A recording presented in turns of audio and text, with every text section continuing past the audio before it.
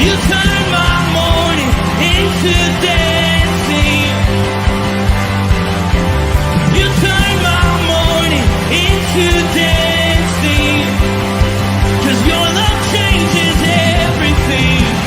Your love changes everything. Oh, there's something about your love.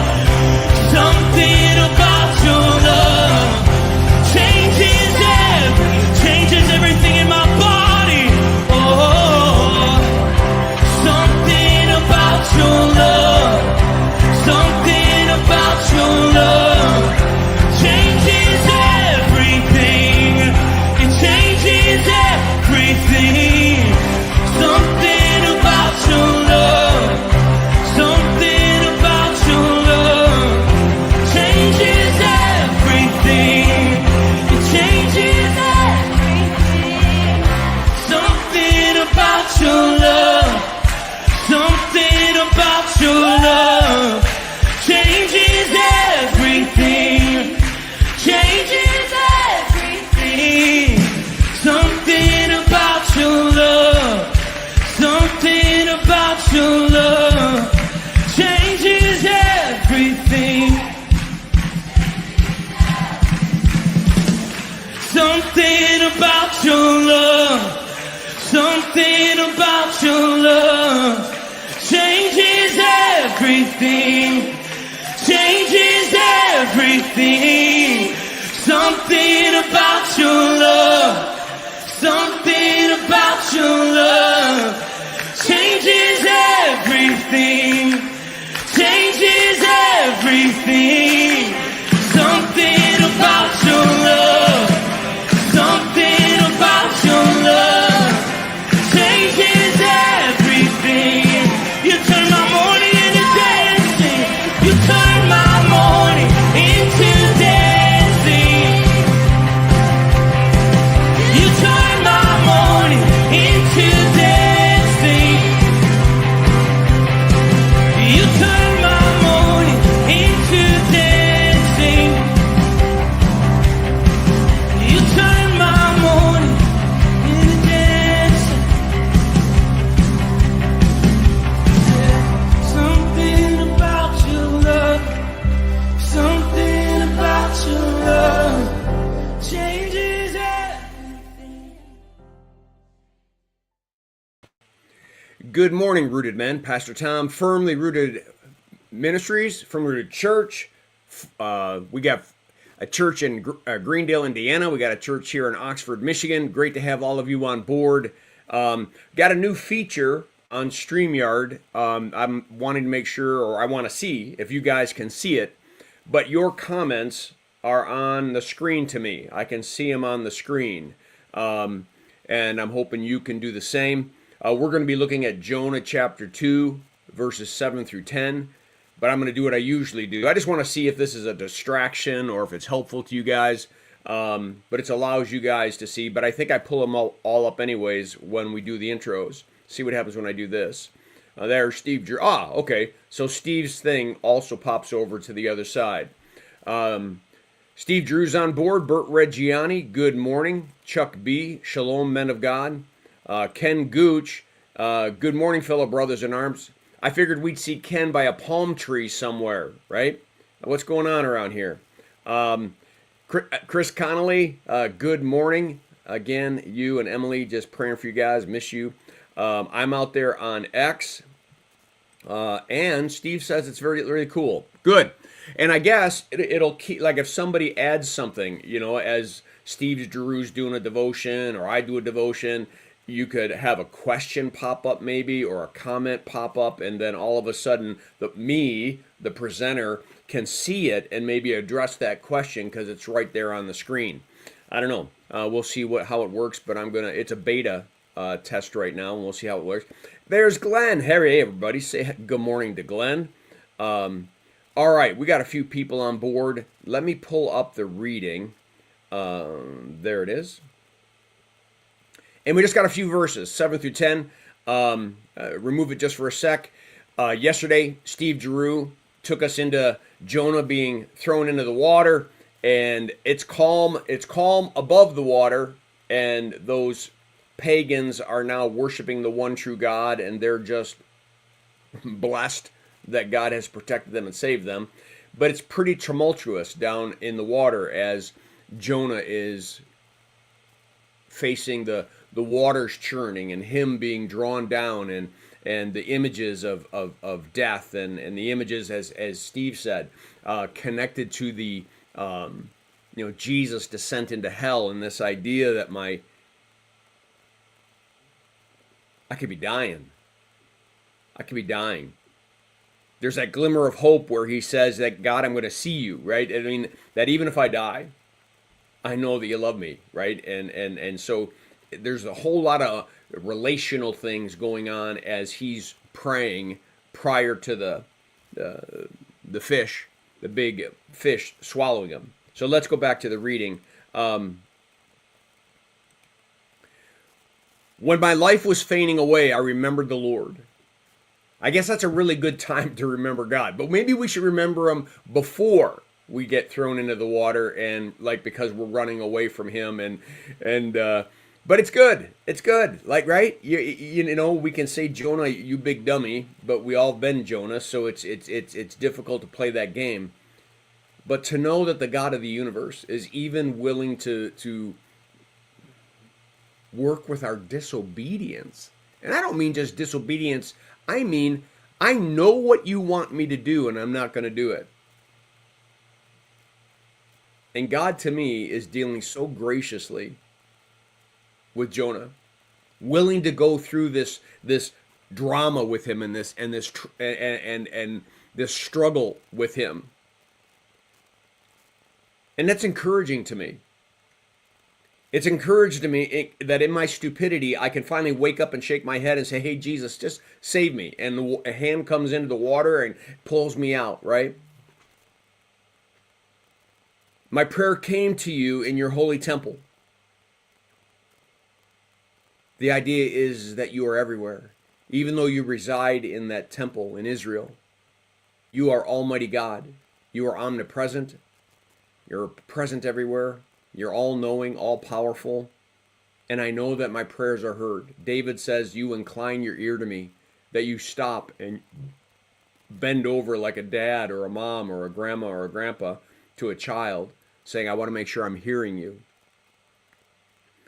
Verse 8 is a verse we're going to come back to in a second. Those who pay regard to vain idols forsake the hope of steadfast love. But I, with the voice of thanksgiving, will sacrifice to you. What I have vowed, I will pay. Salvation belongs to the Lord. And the Lord spoke to the fish, and it vomited Jonah up out in dry land. God spoke to the fish. Jesus spoke to the winds and the waves and said, be still.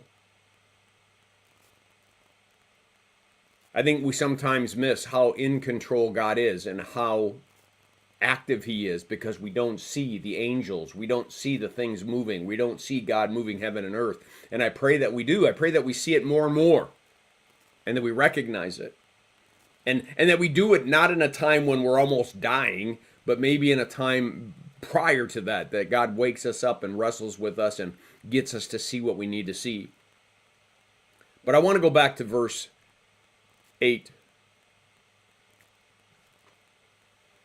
In another translation, it says, those who pay regard to worthless idols forfeit the grace that could be theirs.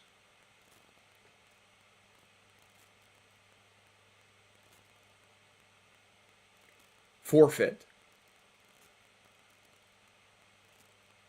This is no time to forfeit anything, right? Like he's in the water and now in the belly of this massive fish, and to him death is imminent. A graven image is not going to help him right now. Some kind of God he created in his own imagination is not going to help him right now. There's only one God, the one who is Lord of heaven and earth, the one who controls the winds and the waves, the one who created the winds and the waves, the one who created this massive fish and had him be right there at that time to do what needed to happen. And then speaks to that fish and tells that fish, now vomit him out.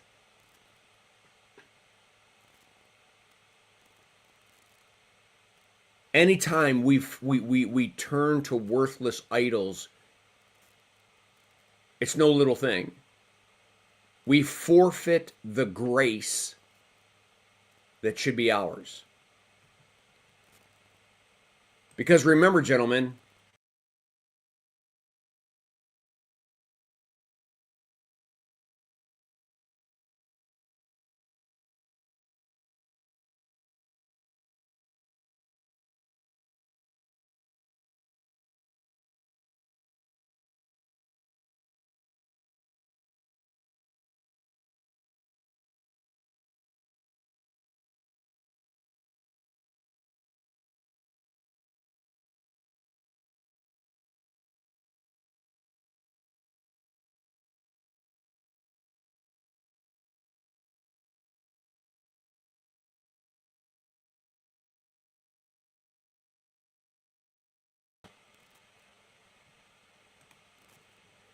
abide in me, and I'll abide in you.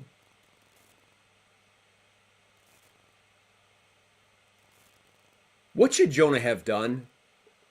Maybe, rather than run away from God?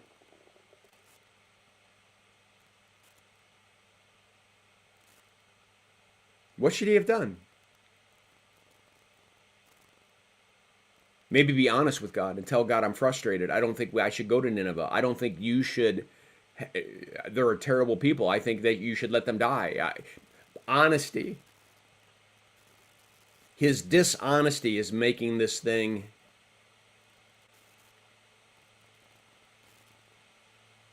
dishonesty is making him almost forfeit the grace that could be his. Gentlemen, God is a gracious God. He is a loving God. Even in our disobedience, he wants us to learn. He wants us to repent. He wants us to return back. He wants us to see the deadly steps we were about to take and the life steps he wants to provide for us. Jonah, throughout this whole book, seems to ride on the edge of despair and hopelessness and I'm going to die, and all because he just won't have an honest conversation with God.